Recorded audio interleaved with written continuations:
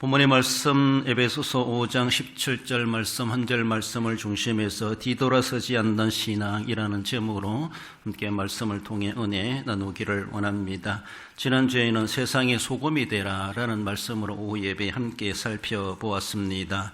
소금이 필요한 세상이다라는 것이죠. 우리가 어떨 때 또 음식을 만들 때 소금을 사용합니까? 맛을 내기 위해서, 더 나아가서는 또 부패를 방지하기 위해서 여러 가지 모습으로 소금이 필요하다, 사용되는 것을 볼 수가 있죠. 그렇습니다. 대표적으로 맛을 낸다, 맛이 없는 소금은 못 쓴다라는 것이죠. 그래서 맛나는 삶을 우리는 살아가야 되지, 어디를 가든지 맛 떨어지게 하지 말고 맛을 더 향상시켜 줄 수 있는 그런 우리가 소금적인 역할을 육신적이든 또 영적이든 모든 삶에서 진짜 소금에 대라 말씀하신 것처럼 그런 소금의 역할들을 우리는 잘 감당해 내므로 우리 때문에 다른 사람들도 사는 맛이 날 수 있도록 그렇게 영향력을 끼쳐 가십시다. 오늘은 주님 뜻대로 살기로 했네. 우리가 찬송도 불렀습니다. 주님 뜻대로 살기로 했네. 주님 뜻대로 살기로 했네. 뒤돌아서지 않겠네. 사실 이 복음성가는 인도의 옛 찬송가이다, 그렇게 전해지고 있습니다. 언젠가도 소개한 적이 있는 것 같은데 인도가 우리나라보다 벌써 복음이 먼저 들어왔는가 봐요. 그리고 그러면서도 아직도 그 나라의 다른 종교들 때문에서라도 복음화율이 약하고 지금도 우리가 선교사를 보내야 되는 그런 가운데 있기도 합니다. 그래요, 주님 뜻대로 살기로 했네. 오늘 말씀에서도 주님의 뜻이 무엇인가 이해하라라고 말씀하고 있는데, 우리는 주님의 뜻이라는 것에 대해서 그 앞에 완전히 부동자세를 갖추는 것이 지극히 우리의 본질을 지켜가는 그런 삶이다라고 볼 수 있습니다. 우리 기독교 신앙의 가치라는 것은 바로 유일하신 하나님, 유일한 겁니다. 이 종교 저 종교 다 혼합으로 섬길 수가 없습니다.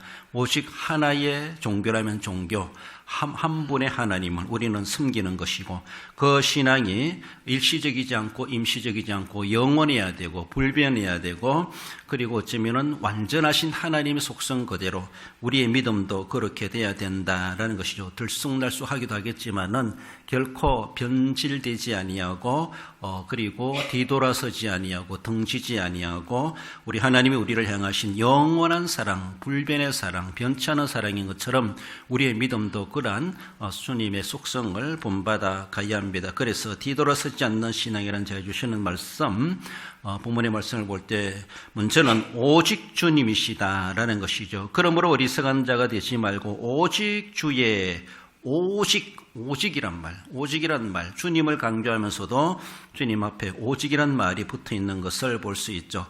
우리 기독교 신앙은 창조주 하나님을 섬기는 유일신앙입니다. 유일신앙. 다신론, 범신론, 유물론 이런 말을 하죠. 다신론이 뭐예요? 이신저신 많다는 거예요. 한마디로 많은 신이 있다는 것이죠. 범신론은 뭐 나무에도 신이 있고 물에도 신이 있고 뭐 저것도 신이고 저것도 신이고 이것도 신이고, 그래서 이런 범신론 사람들은 상당히 달콤한 말이 뭔가 하면은 달님, 별님, 햇님, 왜? 그 신이기 때문에 nin자 붙이는 거예요. 그게 참 시적인 용어이기도 하고, 때로는 그것이 뭐 잘못됐다 하지만은 그런 말 너무 사용하면은 이 사람 범신론자인가? 이렇게 오해받을 수가 있어요. 그래서 빈님이 오신다, 이렇게 합니다. 왜냐하면 귀하니까 그러겠죠. 아무튼, 종교성을 부여할 필요 없지만은 범신론을 믿는 사람들은 뭐 여기도 신이 있고 저기도 신이, 산에서도 있고 바다에도 있고 강에도 신이 있고 오만 것이 다 신이라는 것이죠. 이런 것이 우리는 아니라는 거예요. 우리는 오직 예수, 오직 주님. 유물론이 뭐예요? 유물론. 이 사회주의 공산주의자들이 주장하는 유물론. 그래, 모든 존재하는 것들은 물질에 근원을 하고 있다. 물질로부터 생겨났다. 우리 하나님의 창조하심으로 우리는 사람은 사람대로, 동물은 동물대로, 나무는 나무대로, 물은 물이요, 바다는 바다요, 산은 산이요, 하나님 그렇게 창조하셨잖아요. 딱 구분되는데, 유물론 사람들은 모든 존재의 근원을 물질의 근원을 두고, 물질의 근원, 그렇지 않다는 것이죠. 우리 기독교 신앙과 전혀 반대되는 모습입니다. 이것이 공산주의, 사회주의 그런 근간을 가지고 있는 그들의 사상이라고 볼 수가 있습니다. 하나님을 안 믿는다는 것이죠. 그럼 우리는 오직 주님, 이것이 우리의 신앙의 정체성입니다. 그렇습니다. 오직 예수 그리스도만이 인류의 구세주이시며 믿음의 주요 의지해야 될 유일한 대상이시다라는 겁니다. 그 주님만이 우리 사람의 영혼과 우리 영생을 책임지실 수 있는 유일한 우리 하나님이시다라는 겁니다. 그러므로 믿음의 주요 온전케 하시는 예수님만을 우리는 의지하고 섬겨가야 할 것이지, 예수님 섬기면서도 일신 저신 이것저것 다 받아들이고 혼합적으로 세상 말로 짬뽕적으로 그렇게 섬길 수가 있는 것이 결코 아닙니다. 하나님께서는 우리를 처음 사랑하사, 요한복음 3장 16절에 하나님이 세상을 처음 사랑하사 독생자를 주셨으니 이는 그를 믿는 자마다 멸망하지 않고 영생을 얻게 하리 하심이라. 우리를 영생 얻게 하실 수 있는 분은 이신저신이 다 할 수 있는 것이 아니라 오직 하나님, 오직 독생자를 주신 우리의 하나님, 그 하나님만이 예수 그리스도를 믿는 자에게 우리를 멸망하지 아니하고 원래 멸망에 처한 우리 모든 사람들인데, 거기에서 믿는 자에게 주시는 하나님의 은혜가 바로 영생이라는 겁니다. 그것이 바로 하나님의 구원의 은혜이죠. 믿는 자, 믿는다는 것은 현재 우리가 믿어야 되는 것이 믿음의 유효기간이다. 내가 살아있을 때 할 수 있는 것이 믿는다는 그러한 우리의 행위와 삶이 되어야 될 것이고, 그리고 영생을 얻게 하심이라. 영생은 이미 우리가 영생을 얻어놨습니다. 그래서 그 때가 되면 언제라도 가면은 영생에 들어가는 것입니다. 그렇습니다. 어쩌면은 쉽게 생각할 때 우리 학생들이 입학시험을 쳐놓고 이제 합격증을 받아놨어요. 지금 간다고 해서 그거 가서 공부하는 게 아니잖아요. 합격증 받았다고 입학식을 해야 돼요. 정식적으로 시작이 되는 그날이 있습니다.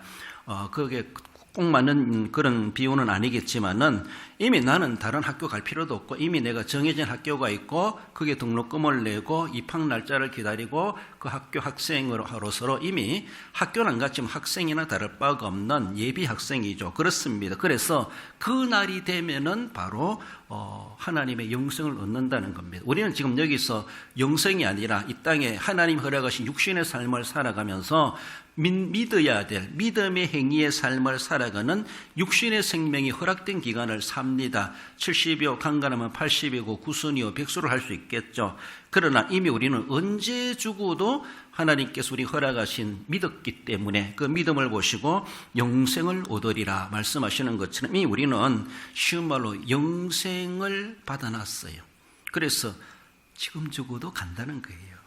내년에 죽어도 간다는 거예요. 그러니까 그것은 미래적인 일이지만은 현재부터 이미 시작된 영생이다, 이렇게 볼 수가 있습니다. 그래서 오직 예수님만을 믿는 자에게 주시는 하나님의 남다른 그런 은혜임을 우리에게 말씀하십니다.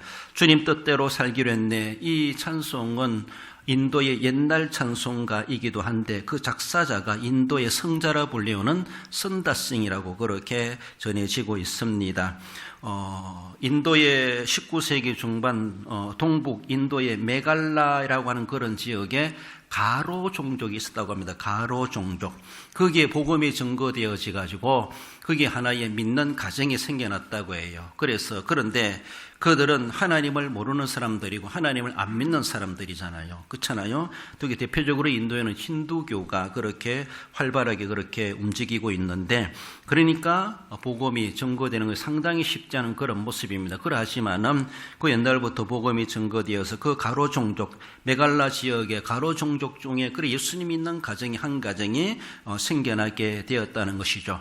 그래서 가로 종족 추장이 이 믿는 사람의 가정의 온 가족을 이렇게 광장에다 불러내놓고 모든 사람들 앞에서 협박을 하는 거예요. 위협을 하는 거예요. 그래서 그 가장되는 그 애비에게 너가 계속해서 너의 가정이 예수님을 믿는다면 내가 너 앞에서 너의 자식들을 죽이겠다, 이렇게 협박을 하게 되죠. 그래서 포기하라는 겁니다. 예수님을 믿는 믿음을 포기하라는 겁니다. 그래서 계속 믿겠다고 하면은 너 앞에서 내가 자식들을 죽이겠다, 그렇게 협박합니다. 모든 사람들 보는 앞에서 그렇게 어쩌면 시범적으로 하는 것은 아닌가 싶기도 합니다. 그때 그 가정은 내 가정이 예수님을 계속 믿는다면 죽이겠다고 하지만, 그러나 그 아버지는 주님 뜻대로 살기로는 뒤돌아서지 않겠네, 이 찬송 가사를 하나의 신앙 고백으로 삼고 그렇게 대답을 했다고 해요. 주님 뜻대로 살기로 했습니다. 뒤돌아서지 않기로 작정했습니다. 그러니까 그 아들들이 그 부모 앞에서 처참하게 죽임을 당합니다. 그만큼 오직 주님이라고 내가 신앙을 고백할 수 있는 것은 정말로 이삭을 드릴 만큼, 내 앞에서 자식을 제물로 바칠 만큼, 그렇게 희생시킬 만큼, 그렇게 할 수 있는 오직 주님이 이름의 권세라는 그 가치라는 것은 그만큼 귀하다는 겁니다. 그래요. 선교지마다 이런 많은 시험들이 있을 거예요. 그걸 이겨내지 못하고 자식 지키기 위해서 예수님을 등지는 그런 일이 없잖아 있기도 하겠지만, 그러나 가로종족 이 가정은 그 부모는 자기 앞에 자식이 죽임을 당하더라도 나는 뒤돌아설 수가 없습니다. 우린 뒤돌아설 수 없습니다. 우리 가정은 예수를 믿는 가정입니다. 오직 예수님만 믿는 가정입니다. 힌두 신도 섬기고 이 신도 섬기고 그런 신이 결코, 그런 가정이 결코 아니라는 것이죠. 그래서 어쩌면 처참하게 그 자식들이 그 앞에서 죽임을 당했다, 그렇게 말씀하십니다.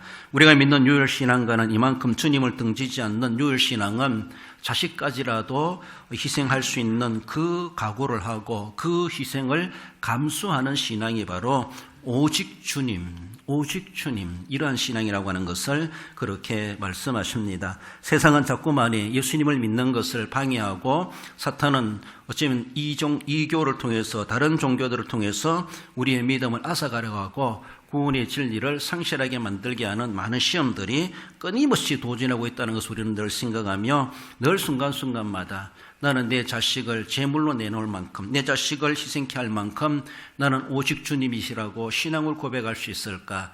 오늘도 내일도 이때에도 저때에도 그렇게 할 수 있을까? 우리는 생각하며 정말로 뒤돌아서지 않겠네, 이런 믿음의 각오를 늘 다져갈 수 있어야 할 것입니다. 나아가서 뒤돌아서지 않는 신앙은 오직 주님의 뜻이라는 것, 주님의 뜻. 오직 주님의 뜻이 무엇인가? 이 뜻이라는 말은 텔레마라는 그런 헬라 단어를 사용하는데, 의도, 의향, 이런 말입니다. 그리고 바라다, 원하다, 이런 말에 유래된 어근을 가지고 있는데, 그래서 뜻이라는 말은 소원, 목적, 그리고 더 나아가서는 욕망으로도 그렇게 번역되고 의미를 가지고 있습니다. 더 나아가서는 그 사람의 의지, 자아 의지, 이런 것으로도 그렇게 의미를 전해주고 있습니다. 하나님의 의도가 무엇인가? 하나님의 의향이 무엇인가? 하나님의 바라시는 것, 하나님이 원하시는 것이 무엇인가? 그렇습니다. 내 원대로 마오시고 아버지의 원대로, 아버지의 뜻대로, 비슷한 말이죠. 똑같은 말이죠. 하나님이 우리에게 요구하시는 것이 무엇인가? 그래요. 주님의 뜻이라면은, 주님의 뜻이 무엇인가? 우리는 다른 뜻, 이 뜻 다 섞여 있는 뜻이 아니라 오직 주님인 것처럼, 오직 주님의 뜻도 오직 주님의 뜻, 내 뜻도 아니에요.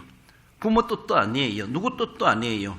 우리는 오직 주님의 뜻, 이것이 어쩌면은 그것을 가지는 것이 뒤돌아서지 않는 신앙, 그 신앙관이라고 하는 것을 말씀하십니다. 주님의 뜻을 최우선하는 것은 성도의 본질적인 자세입니다. 그러므로 주님의 뜻을 위해서 우리는 살기도 하고 죽기도 한다, 이렇게 말을 할 수가 있습니다. 야고보서 4장 15절에 보면은 너희가 도리어 말하기를 주의 뜻이면 우리가 살기도 하고 이것이나 저것을 하리라 할 것이거너라고 이런 말씀이 있습니다.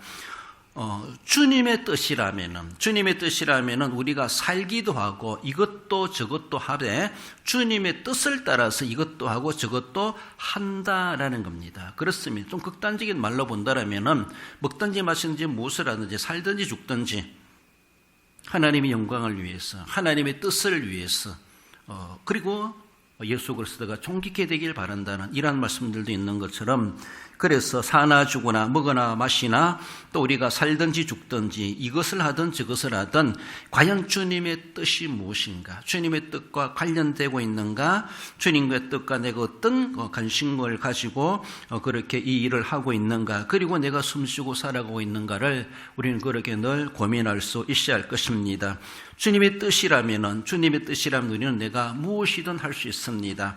주님 뜻대로 살기로는 우리가 매주일마다 이 찬송을 부르면서도 사실 우리가 찬송으로 부를 뿐이지 자신의 진심 어린 신앙 고백일까, 신앙 고백적인 삶으로 그것이 드러나고 있을까, 우리는 생각해 볼 때 어찌면 그러지 못하고 그죠, 입술에 발린 찬송으로 우리가 그렇게 즐겨 부르는 노래는 아닌가, 우리는 생각해 볼 수 있어야 할 것입니다. 이러한 곳에서 또한 인도 당시 그 가로 종족의 또한 그 사건이 벌어지게 되죠. 어쩌면은 너 가정이 예수님을 안 버린다면은 너희 자식을 죽이겠다 했던 가로 종족 추장이 이제는 그 자식을 죽이고 나서 또 묻습니다.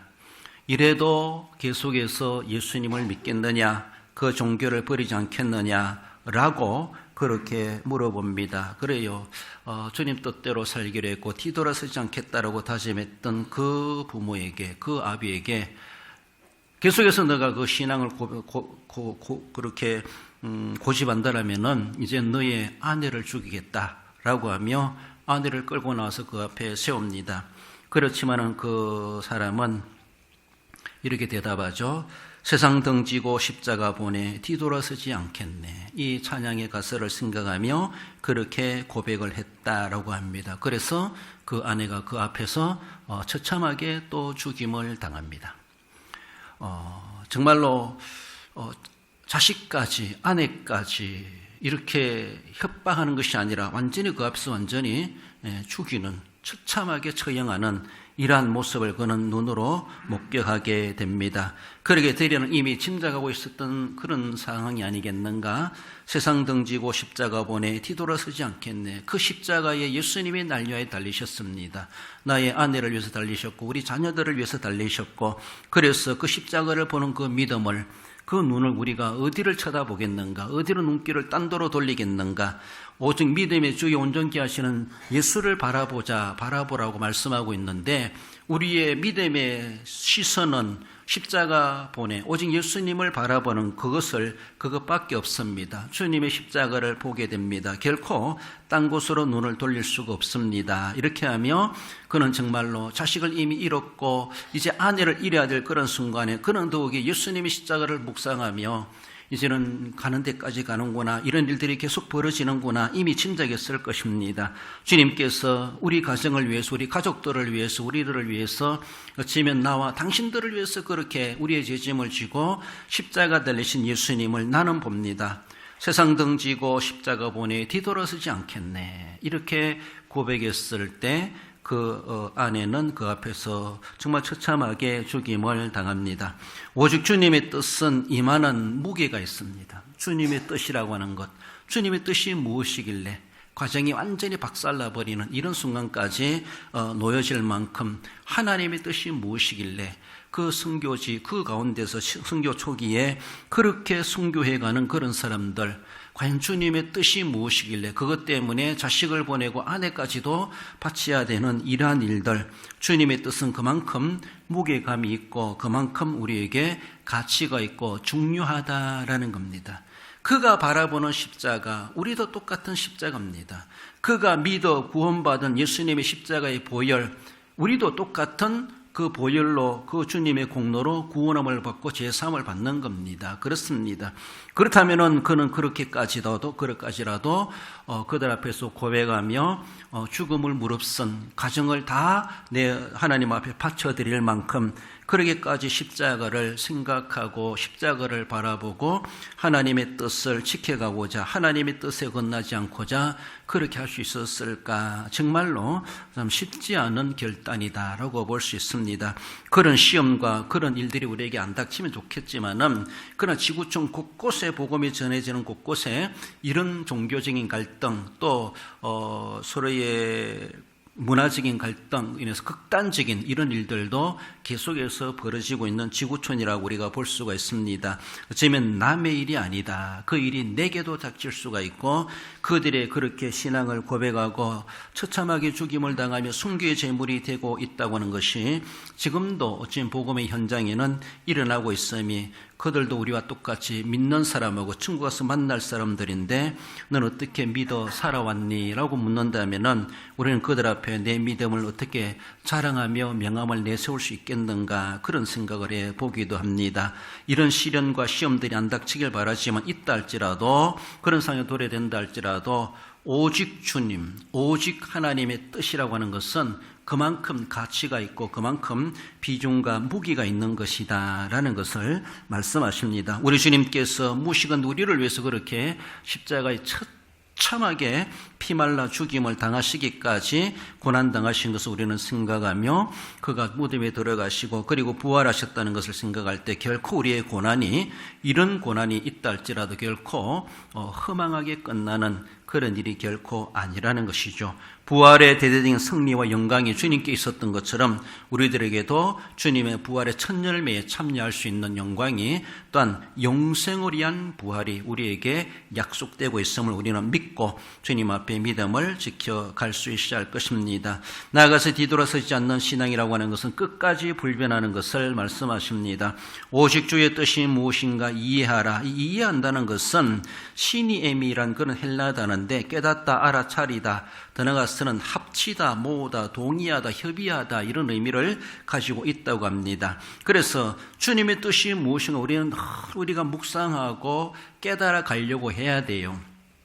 알아차릴 수 있어야 된다는 것이죠. 이해하지 못하고 하나님의 뜻인지 안 뜻인지 생각지도 안 하고 지나가면은 그저 자기 뜻대로, 자기 원대로, 자기가 편리대로 그렇게 살아갑니다. 무슨 일을 당하든지, 어떤 상황에 도래되든지 과연 우리 하나님이 원하시는 것이 무엇인가 정확하게 알아차려야 되죠. 잘못되게 알아차리면 오답이 될 수가 있습니다. 오답을 반듯반듯하게 써도 틀린 거예요. 그렇잖아요? 그래요. 정확한 답을 잘 써야 되죠. 정확하게 이해해야 되죠. 하나님의 뜻이 무엇일까? 뜻이 확연하게 구분되지 않으면 그거 가지고 기도해 봐야 되죠. 고민해 봐야 되죠. 그래요. 확실히 알 때까지 기다려야 되죠. 하나님의 뜻이 무엇인가를 이해할 수 있어야 됩니다. 그저 가볍게 넘길 일이 결코 아니라는 것이죠. 그래요. 그 가로 종족의 그 가정의 그 가장은 하나님의 뜻이랑 분명히 그는 이해했기 때문에 그렇게 해야만 한다는 것에 대해서 굽히지 않고 끝까지 감당하지 않습니까? 자식들을 보내고 아내를 보내기까지. 왜? 잘못된 것이 아니라는 것이죠. 바르게 이해했기 때문에 이해한 대로 그는 고백하고 이해한 대로 고난을 당하는 겁니다. 고난을 당하는 것이죠. 이는 단순한 지식만이 아니라 행함이나 삶으로 나타나는 것입니다. 그저 아는 것으로는 끝나지 아니하고 전인격적으로 행함으로 삶으로 드러나야 되죠. 그리고 일시적이지 아니하고 그 깨닫고 이해했던 것을 끝까지 지켜가야 되죠.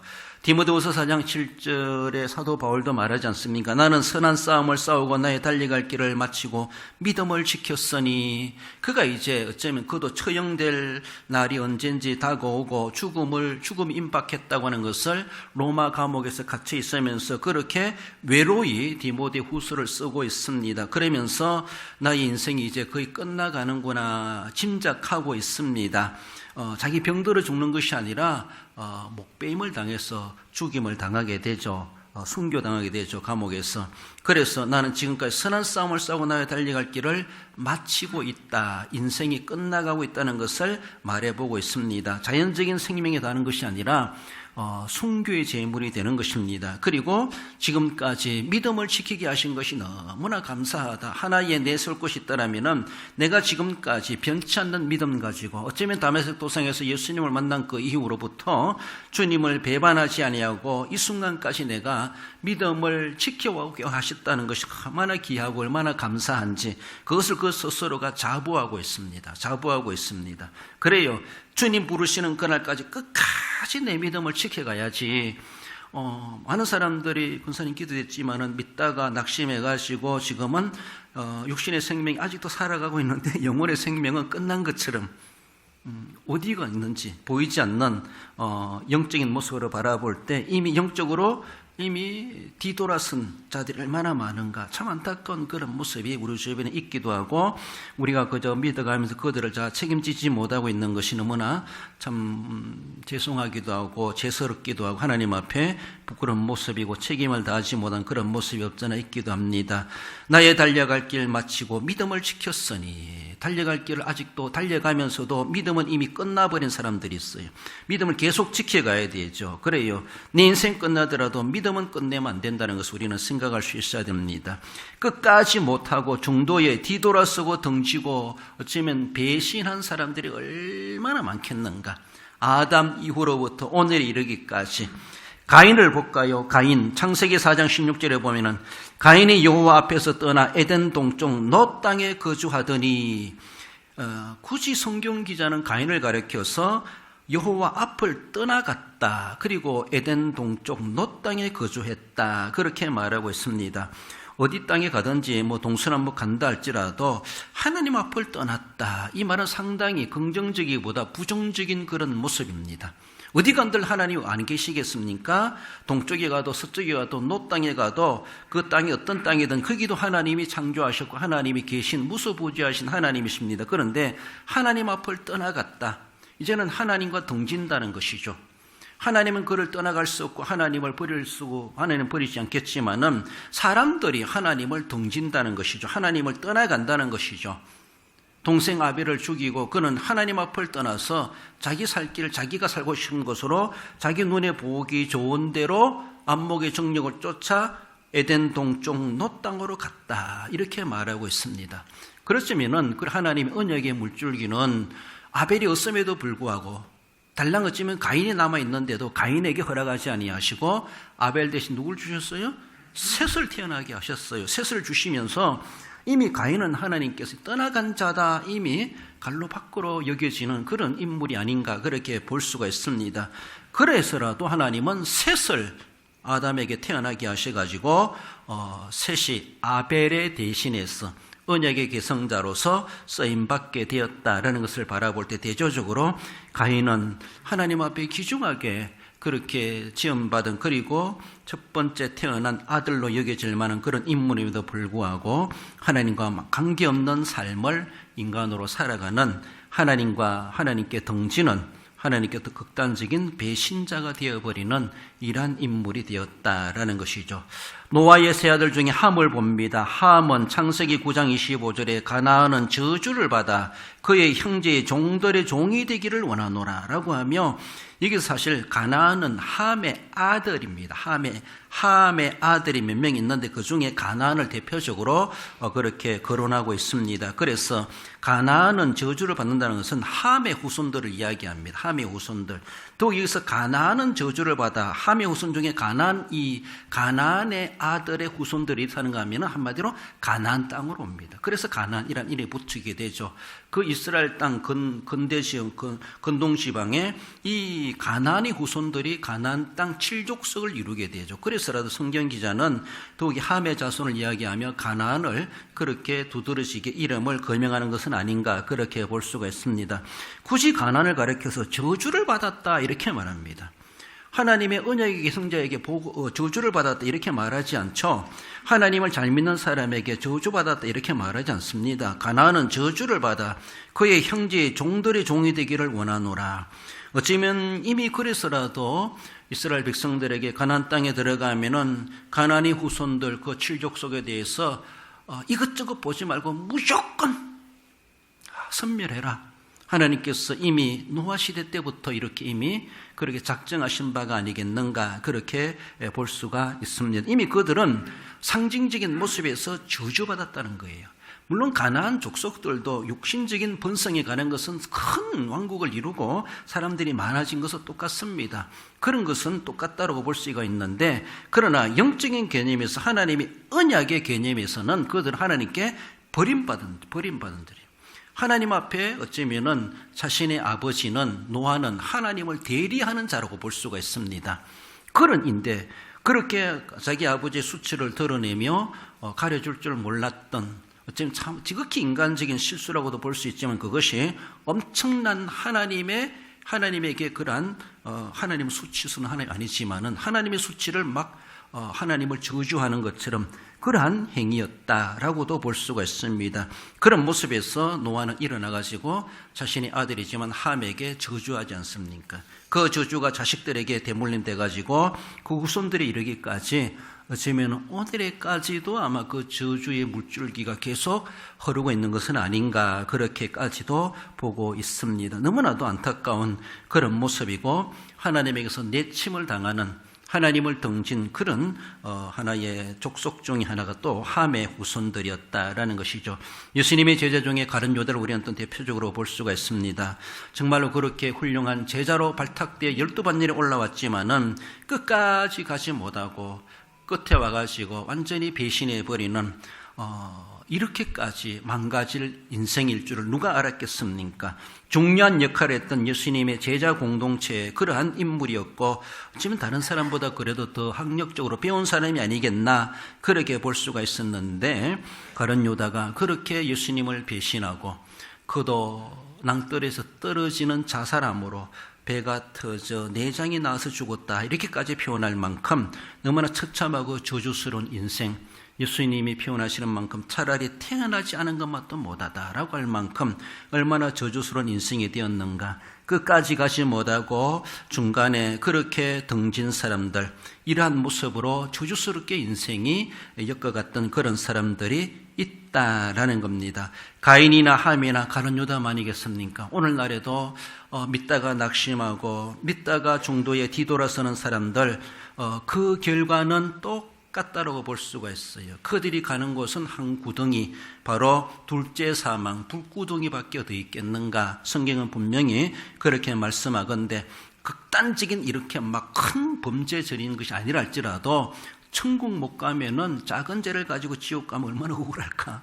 그래요. 그러니까 이러나 저러나 주님을 등지고 배신했다고 하는 것은 하나님께 버림을 당하는, 가인이 버림을 당하고 함이 버림을 당하고 가룟 유다가 버림을 당하는 건 똑같은 처지가 된다는 것을 생각해 볼 때 아직도 저 사람은 괜찮다라기보다 이 자리에 없는 사람들, 예수님을 영접하지 않고 예수님을 믿고 있지 않는 사람이라면은 앞에 나오는 이런 사람 내 인간적 운명과 결말이 다를 바가 없다라고 그렇게 볼 수가 있습니다. 주님도 마태복음 24장 13절에 그러나 끝까지 견디는 자는 구원을 얻으리라고 말씀하고 있습니다.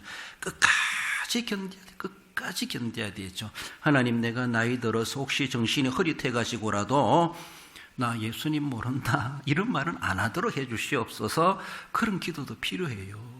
내가 내 의지를 어찌할 수 없을 순간이 있을 수가 있습니다. 그런 일을 누구든지 당할 수가 있습니다. 하나님, 내가 내 의지적으로 내가 못하는 그런 순간이라도 영적인 반응, 영적으로 길들여진 것이 그 순간에도 발휘되게 하시되 정말로 늘 신앙 고백하고 찬송했던 것이 내 의식이 불명하고 내가 내 의지적으로 행동 못하고 못할 때도 자연적인 반응으로라도 내가 예수님을 신앙을 고백하게 해 주시옵소서. 그래요. 전에도 말씀드렸지만 엄마 나 누구라, 딸이 와서 뭐라 몰라, 아들이 와서 뭐라 몰라. 그래.